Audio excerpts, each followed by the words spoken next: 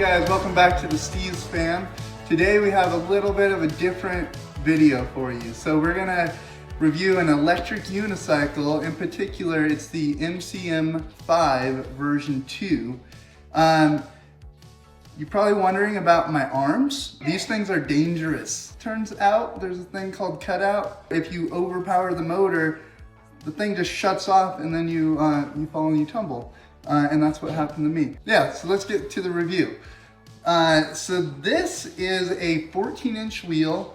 It is on the smaller side for an electric unicycle. This one in particular comes in at $1,300, which is still not cheap to a lot of standards, but compared to the higher end or bigger unicycles, this is cheaper. And me personally, I would rather beat up the cheaper machine. So this wheel weighs around 35 pounds, which isn't too light, but it's also not too heavy. It's manageable. You also may have noticed these ugly pads, which you're not going to see in the pictures when you look at it on the internet. This thing, get it off. 2 very boring minutes later. This is something I really hated about this thing. There's this bump right here, and it's like right where my ankle bone is, and it rubbed my ankle bone raw, and I was not feeling it. So I went to Home Depot, and they don't really have like stock foam, but they did have these like anti-fatigue foam kitchen mats. Got one of those, cut it up, and put it on with some Velcro. So let's get into it. So this, I bought this because it has a pretty powerful motor for its size. So it's got a 1500 watt motor, and then it has a 800 watt hour battery, which what that means is it gets a 40-mile range per charge. Pretty sweet.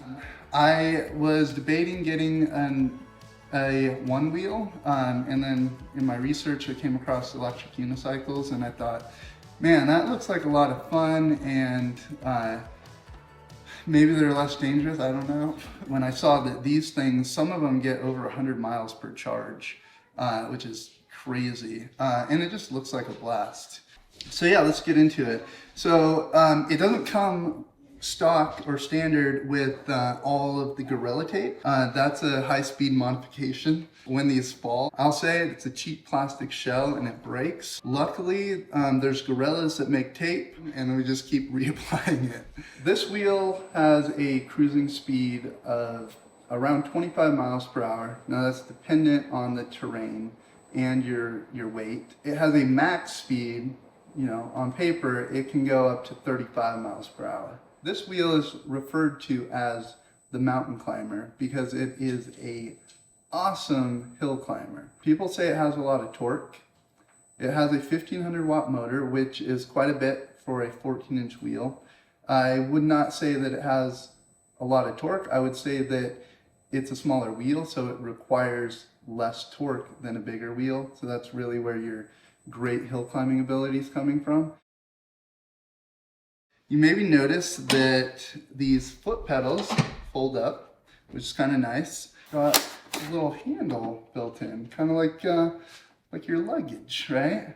And you'll also notice it kind of wants to tip, right? When I get through this, it's because it's off, right? But if we turn it on, well, now it wants to balance itself.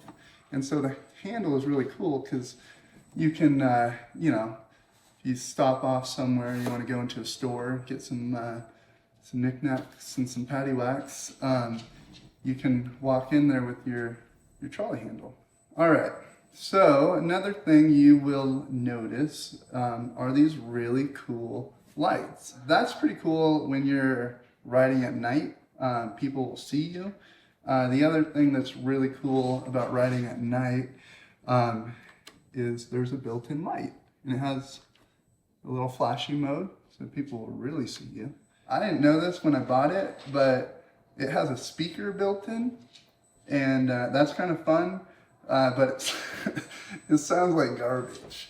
I don't know if it sounds like garbage like right out of the box, because like when we discovered it had a speaker, it was pretty well trashed. not trash. It still works, okay guys? Like, there was a lot of tape on it already. So yeah, what else could I say about this other than it's fun and dangerous? Don't put, you know, anything in your ear that's gonna obstruct your hearing. My favorite thing about having a unicycle is that it is just so much fun.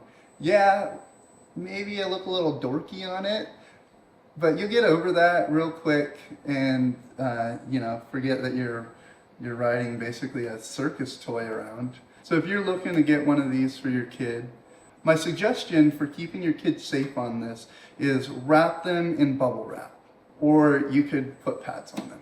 Of course, I'm joking about the bubble wrap, but do not put your kid on this without a helmet. I highly recommend elbow pads and wrist guards and knee pads. The dudes that are really experienced on these, they're in like full moto gear. You know, full face helmets. They got, some of them got like chest protectors, elbow pads, knee pads. They're decked out from head to toe in gear. Now, if you're wondering about the learning curve on this, it's going to be different for every person, but I would say, you know, if you or your kid is, you know, somewhat athletic and you have decent balance, you'll pick it up pretty quick. All of our BMX friends picked it up really quick.